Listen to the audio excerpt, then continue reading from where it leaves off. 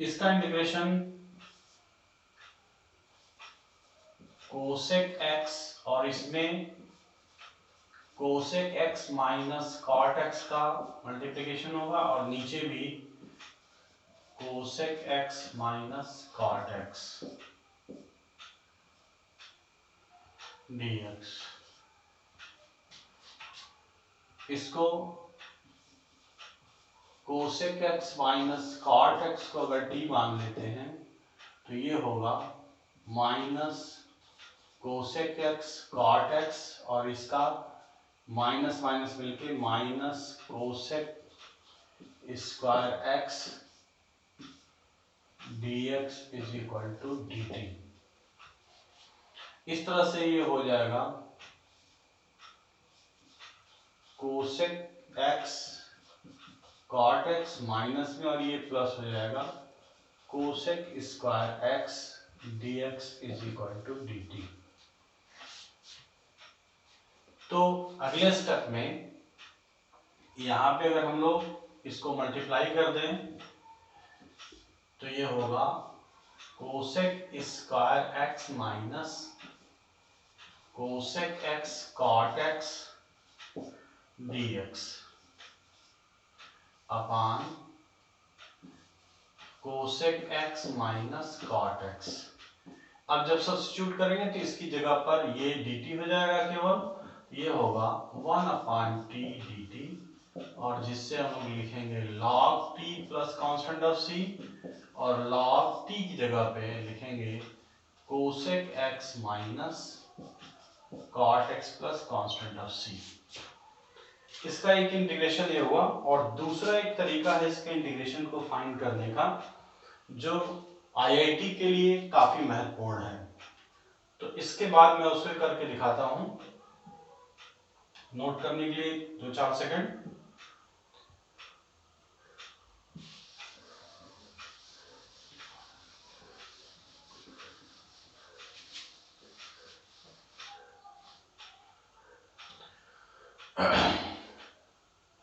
Integration of cosec x dx, इसको हम लोग ऐसे भी लिख सकते हैं 1/sin x dx।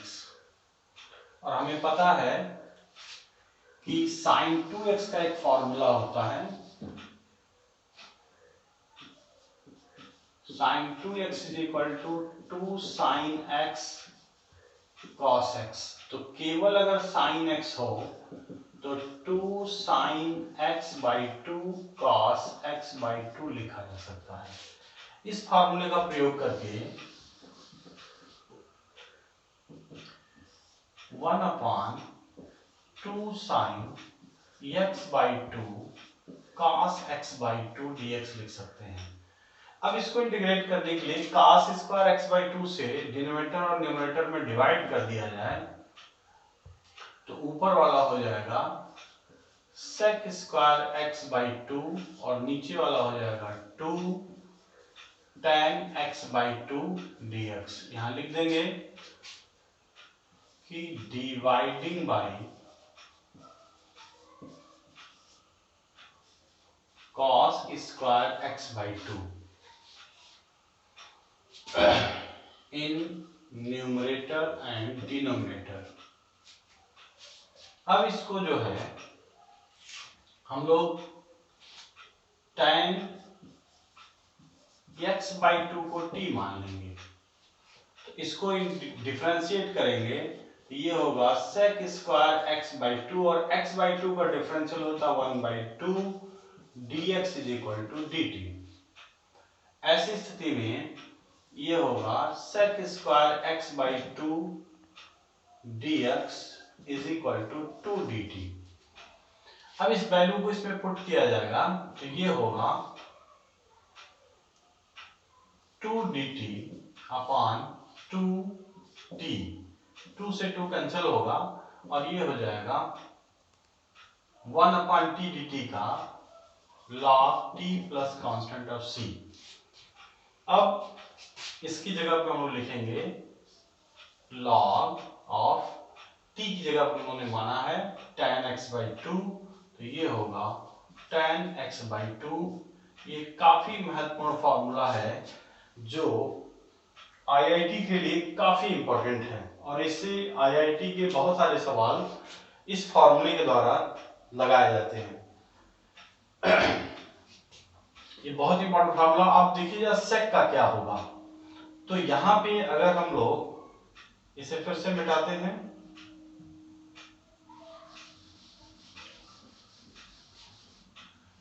हम लोग अगर sec integration of sec x dx लिखना चाहें तो इसको हम लोग लिख सकते हैं, क्योंकि कोसेक का हम लोग इंटीग्रेशन कर चुके हैं, तो इसे हम लोग लिख सकते हैं cosec pi by 2 plus x dx।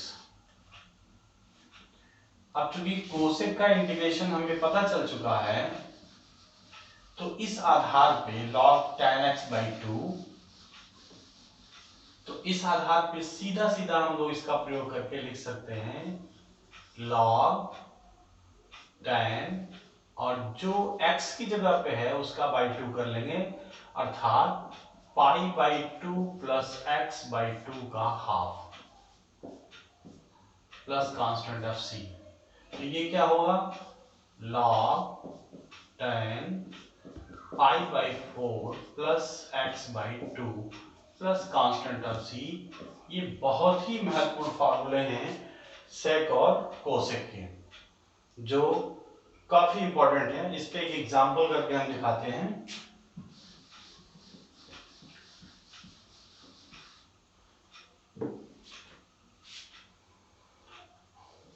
एक एग्जांपल कर लेते हैं इसी फॉर्मूले पर आधारित।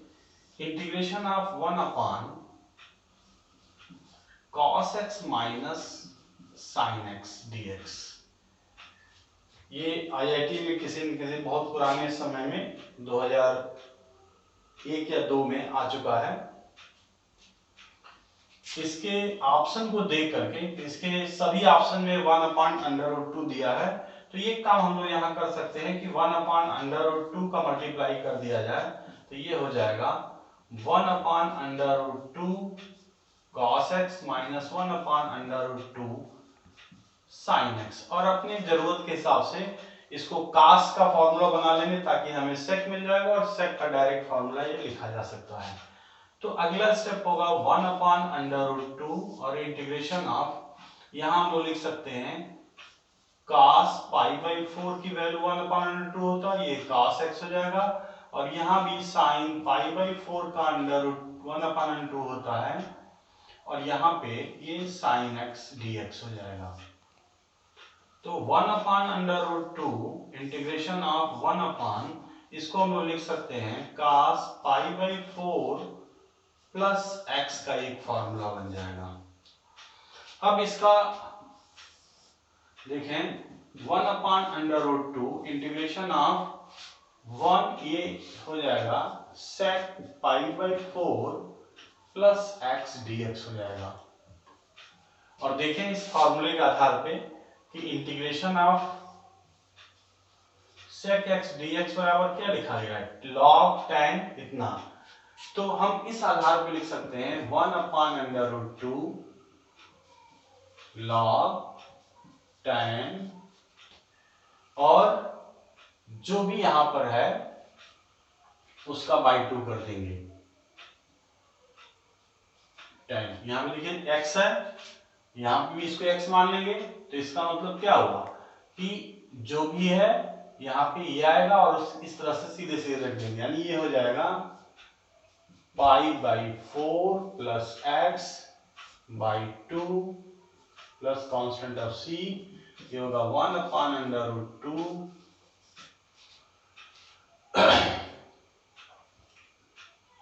tan x इसकी जगह पर रख देंगे हम लोग, तो ये हो जाएगा pi by 4 plus pi by 8 हो जाएगा, और ये हो जाएगा x by 2 plus constant of c। इस तरह से हम आसानी से इसको सिद्ध कर सकते हैं।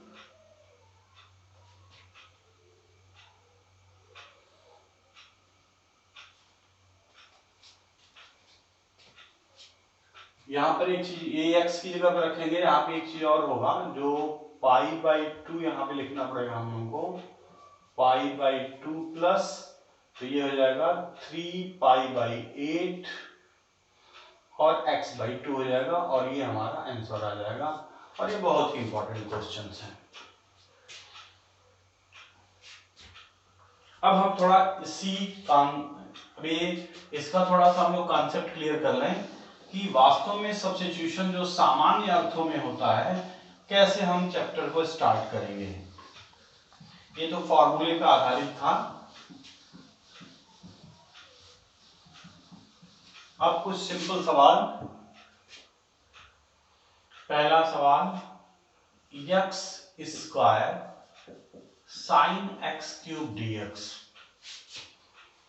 इसका डिफरेंशियल हमको यहाँ पे दिखाई दे रहा है। तो यहाँ पे x क्यूब को अगर t मान लिया जाए तो 3x square dx is equal to dt। तो अब इसमें हम लोग लिख सकते हैं इसको sine x cube x square dx, और यहाँ पे x की जगह पर यहाँ पे लिखेंगे साइन t, और इसकी जगह पे हम लोग लिख सकते हैं सिर्फ dt, और 3 इधर चला जाएगा तो x square dx is equal to dt by 3। तो 1/3 पहले बाहर कर लेंगे। अब 1/3 और साइन का इंटीग्रेशन जो होता है माइनस कास के रूप में होता है, तो कास t plus constant of c, और ये माइनस 1/3 कास और t की जगह पे लिख देंगे x cube plus constant of c।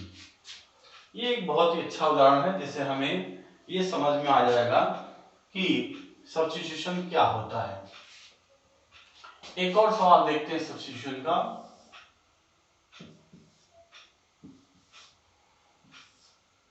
To x upon 1 plus x square dx। अब अगर देखें तो एक्स स्क्वायर का डिफरेंशियल भी 2x होता है, और 1 प्लस एक्स स्क्वायर का डिफरेंशियल भी 2x होता है। तो हम लोग इस पे पुट कर सकते हैं 1 plus x square is equal to t, और इसको डिफरेंशिएट करेंगे तो इसका 0, इसका 2x dx is equal to dt। तो इस तरह से हम आसानी से इसको पुट कर सकते हैं 1 अपान टी, और 2x dx के स्थान पे dt लिख सकते हैं। तो ये होगा log t plus constant of c, और log t की जगह पे हम लोग 1 plus x square plus constant of c लिख सकते हैं।